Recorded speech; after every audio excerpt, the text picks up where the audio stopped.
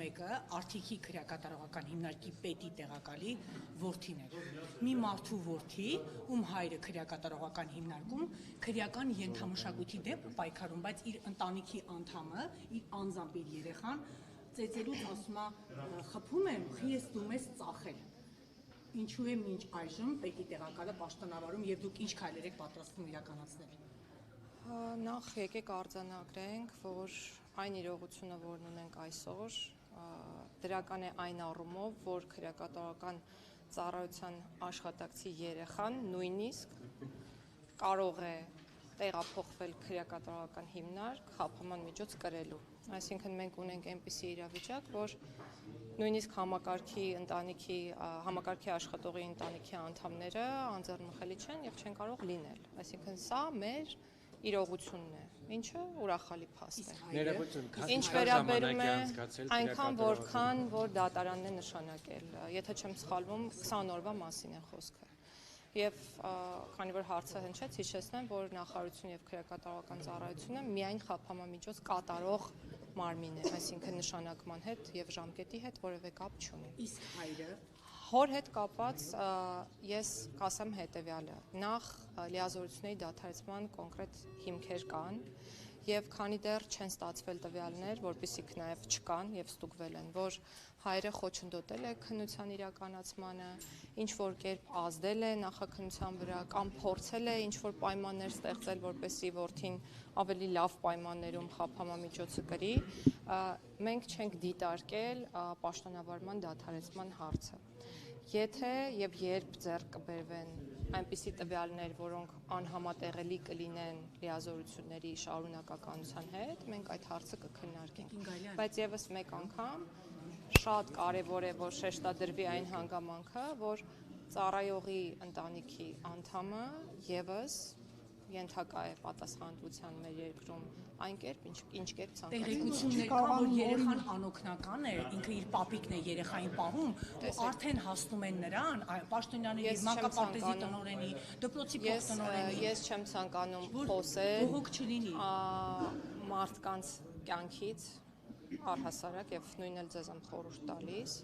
Մենք պետք է շատ զգույշ լինենք, որպեսզի որևէ մեկի իրավունքը չխախտենք, անկախ նրանից, թե այն անձը, որի իրավունքի հնարավոր խախտման մասին հիմա ես խոսում եմ, ինչպիսի հակաիրավական արարք է կատարել, եւ թող տպավորություն չստեղծվի, որ սա ասելով ես փորձում եմ պաշտպանել նմանատիպ անընդունելի արարքը, մենք իրական շատ վատ երևույթի հետ գործ ունենք եւ նաեւ ես իմ ուղերձում ասել եմ, որ ցանկացած տեսակի բռնությունը անընդունելի է, դատապարտելի է եւ իրականում ցավալի է, որ մեր հասարակությունում կան նման դեպքեր։ Հետեւաբար քրեական ենթամշակույթի դեմ է պայքարում, բայց իր որդին ոչ պակաս քրեական մշակույթ կարող է։ Եվ հետեւություններ թող անի իր հայրը,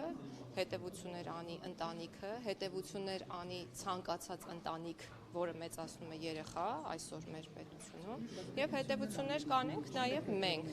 Ես ձեզ պատասխանում եմ, դե գիտեք ինչ, հիմա եթե մեր անմիջական արձագանքը լիներ, օրինակ լիազորությունների դադարեցումը, մեզ վստահաբար ներողություն, մեզ վստահաբար մեղադրելու էին նրա մեջ, որ մենք ուղղակի հաշվեհարդար ենք փորձում տեսնել, նմանատիպ մարդկանց չկարողացող ծառայող ձեզ պետք է,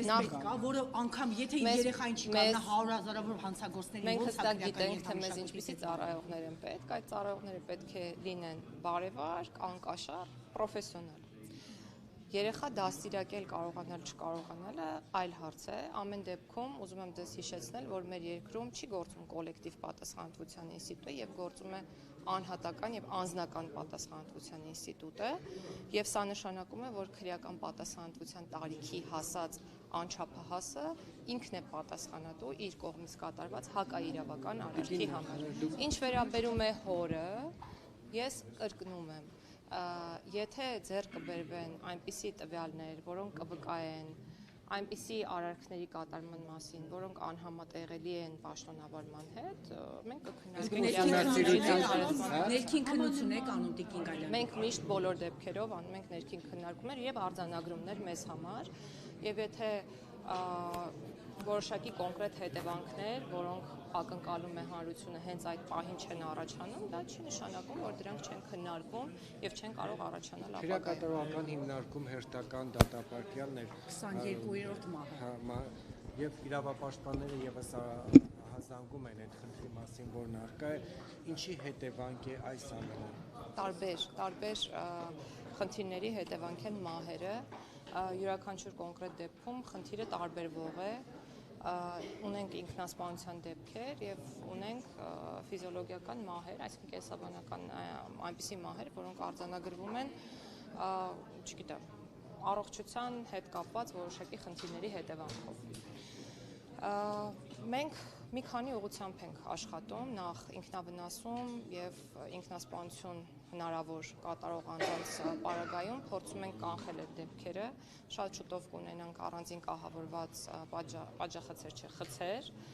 որոնցում կլինի փափուկ կահույք եւ ավելի քիչ հնարավորություն ֆատալ ելքով արարքներ կատարելու եւ նաեւ կունենանք տեսախցիկներ այդ խցերում, որոնք կհսկեն ինքնավնասման հակում ունեցող անձանց վարքը եւ միանգամից ուզում եմ շեշտել, որ այս նորամուծությունը հիմնված է միջազգային լավագույն փորձի վրա եւ մենք նույնիսկ հարցում ենք արել մեր գործընկեր եվրոպական պետություններին, թե ինչպես են իրենք պայքարում այս խնդրի դեմ եւ պատասխանն այն է, որ այլ լուծում քան տեսախցիկներն են չի կարող գոյություն ունենալ, որովհետեւ մենք չենք կարող խցում անձնական հսկողություն իրականացնել ֆիզիկական անձի մակարդակում օրը 24 ժամ, որպեսզի կարողանանք կանխել այդ վարքագիծը։ Առողջական խնդիրների բերումով մահերի հետ կապված ես ամբիոնից էլ նշեցի, կառավարության համապատասխան որոշման վերանայման կարիք կա, որը սահմանում է անհամատեղելիություն ենթադրող հիվանդությունների ցանկը, մենք առողջապահության նախարարության մեր գործընկերների հետ այդ ուղղությամբ աշխատում ենք, ինչպես նաև ավարտին է մոտենում հոգեբուժական խնդիրներ ունեցող անձանց հաշվառումը։ Այսինքն իրավիճակները շատ տարբեր են, թող տպավորություն չստեղծվի, որ մենք օրինակ ունենք մասսայական ինքնասպանության դեպքեր, ոչ այդպես չէ, մարդիկ շատ հաճախ ուղղակի այնպես է ստացվում, որ մահանում են կամ մահը վրա է հասնում, կրկնում եմ, առողջական որոշակի խնդիրների բերումով, որոնք ժամանակին նույնիսկ վերահսկված են լինում, բայց ինչ-ինչ պատճառներով չեն կարողանում մահերը պատճառները յուրաքանչյուր մահվան դեպքով հարուցում է քրեական գործ եւ ես ձեզ վստահեցնում եմ, որ պատճառները բացահայտվում։ Երբեմն նաեւ արտարդության նախարարությունն է տարածում հաղորդագրություն, նաեւ քրեակատարողական հիմնարկը ներողություն, որ օրինակ դատապարտյալի մոտ գնացած անձին փորձել են իրեր տալ, ոչ միայն, նաև արձանագրվել էր փափուկ կահույք տեղափոխելու դեպք։ Ես ուզում եմ հասկանամ, այդ վերահսկողությունը ինչպես է եւ նաև այստեղ այդ ձեր ասած կոռուպցիոն ռիսկերը չկա, որ օրինակ նույն բանտապետերը կամ հիմնարկները որևէ հիմնարկում այս պայդրությամբ մուտք չի լինում արտոնյալ որևէ արտոնություն ենթադրող գույք։ Այսինքն այդ իմաստով հստակ կարգավորում կա երբ է եղել։ Այսինքն մոտ 1 տարի առաջ օրինակ եղավ հրապարակում, որ փորձել են փափուկ կահույք տանել գաղտնի։ Բացառում եմ նման որևէ դեպք, նույնիսկ ասեմ ավելին, այն բոլոր հիմնարկներում, որտեղ կային խցեր, որոնք ունեին գույք, որը արտոնություններ ենթադրում, դրանք մաքրվել եւ հանվել են, կարող եք ինքներդ գալ եւ տեսնել։ Գայլան, իսկ այն ունևոր բանտարկվածներն էլ չեն փորձում իրենց համար կոմֆորտ պայման, օրինակ Սամվել Կարապետյանը։ Կան թույլատրելի իրեր, որոնք կարելի է տանել քրեակատարական հիմնարկներ, եւ կան անթույլատրելի այնպես ինչպես բոլորինը եւ ես ձեզ կրկնում եմ, սա առանց բացառության է եւ մեր մոտեցումն այն է, որ բաժի կրման պայմանների համատեքստում արտոնյալներ առհասարակ չպետք է լինեն։ Քրեակատարական հիմնարկում սրբազաններին գաղտնալսելը մտահոգիչ չի։ Ես նման տեղեկությունների չեմ Փաստաբաններն էին հայտարարել, որ գաղտնալսել են երկու սրբազաններին խցում։ Ես նման տեղեկությունների չեմ դիապետում, մեր խցերում գաղտնալսող սարքեր բայց փաստաբանն է հայտարարել այդ մասին։ Եկեք հարցնենք փաստաբանին, եթե ունի նման տվյալ, թող հրապարակի։ Այլ դատապարտյալիներում շնորհվելու է, թե ոչ։ Մեկինը հայտնի դարձավ, դուք հրապարակ ունեցաք, մենք էլ ենք առաջին ունեցել, ոչ։ Միշտ կարող է շնորհվել, կախված է ներման խնդրագրերի բովանդակությունից, անձանցից, հանձնաժողովի որոշումներից եւ հետո արդեն վարչապետի եւ նախագահի տեսանկյունում տեսադաշտում կրկին դեռ նոր խմբականակ խնդրագրերի չենք ստացել, որպեսզի ուսումնասիրենք եւ ես իմ կարծիքը հայտնեմ, բայց չէ էլ հայտնի, եթե ուսումնասիրած լինեի, որովհետեւ հանձնաժողովի աշխատանքների ընթացքում դա պետք է բացահայտվի։ Տիկին Գալյան, երբ ասում եք, որ պատճառները ինքնասպանության կամ ինքնավնասման քննվում են, դատական գործեր է հարուցվում, բայց ամեն դեպքում սա չի խոսում վատ բարքերի մասին, որ շարունակում եք քրեակատարողական հիմնարկներում։ Որն է վատ բարքը։ Վատ բարքը ո՞րն է։ Ում են ճնշում։ Ճնշում են դրա համար սրտամկանի կաթվածից մարդը մահանում է։ Ինքնավնասման մասին։ Տեսեք, ինքնասպանության դեպքերի հետ կապված ես չեմ ուզում անցնել այն շեմը, որից հետո այլևս կխոսեմ անձնական տվյալներից եւ անձնական տվյալներ պարունակող տեղեկություններից։ Ընդհանրական կասեմ, որ ինքնասպանություն գործող անձանց մեծ մասը, ծանրակշիռ մեծամասնությունը ունեն հոգեկան առողջության հետ կապված խնդիրներ։ Տիկին նախարարը մի հատ ես ճշտող հարց, որպեսզի ճշտող հարց, որպեսզի հանրությանը նաև մեր մոտ որ ասեցիք տեսախցիկներին տեղադրել, դա չի վերաբերում, չէ՞ բոլոր բանտախցերին, Չէ, դա վերաբերում է ինքնավնասման հակում ունեցող։ Տեսեք, մենք իրականացնում ենք հաշվառում եւ եթե ձեզ հետաքրքրում է վիճակագրությունը, կարող եք ուսումնասիրել։ Դուք կտեսնեք օրինակ պայմանական եմ թիվը ասում 500 ինքնավնասում 1 տարվա ընթացքում, որոնք կատարվել են օրինակ 30 անձի կողմից, այսինքն մենք հստակ ունենք որոշակի անձինք, որոնց կողմնորոշված վարքագիծը ինքնավնասումներ կատարելն է։ Եվ ցավոք սրտի, եթե մարդն ունի հակվածություն անդադար ինքնավնասումներ կատարելու եւ այդ ինքնավնասումները ուղղակի իմիտացիա չեն ինչ-որ խնդիրներ բարձրաձայնելու, շատ դժվար աշխատանք է իրականում ինքնասպանությունների կանխումը։ Դրա համար մենք հոգեբուժական ստացիոնարը, երբ որ առողջապահության նախարարության մեր գործընկերները վերանորոգեցին Նուբարաշենում, մենք որոշակի հատվածին, որոնք որ դատապարտյալների հիվանդանոցում էին պատիժ կրում, տեղափոխեցինք այնտեղ եւ ինքնավնասումների, ինքնասպանությունների բացառման հիմնական գործոնը պետք է լինի հոգեբուժական ճիշտ հաշվառումը ու նրանց հիվանդության անհամատեղելիության սահմանումը պատժի կրման հետ։ Այսինքն այդտեղ է մեր հիմնական խնդիրը։ Մենք քանի որ խոսեցինք այս խնդրից, մեդալ միշտ երկու կողմ ունի։ Խնդիրը այնքան մեծ է նմանատիպ անձանց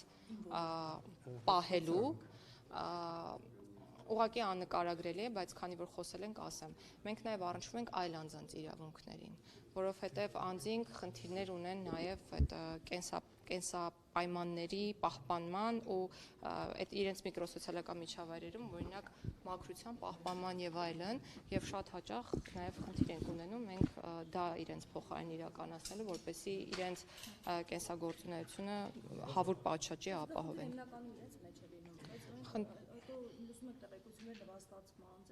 Որտեղից եք լսել։ Եթե լսել եք որևէ տեղեկություն, խնդրում եմ գրավոր ձևակերպեք եւ ուղարկեք նախարարություն, վստահեցնում եմ, որ անհետևանք չի մնա դա։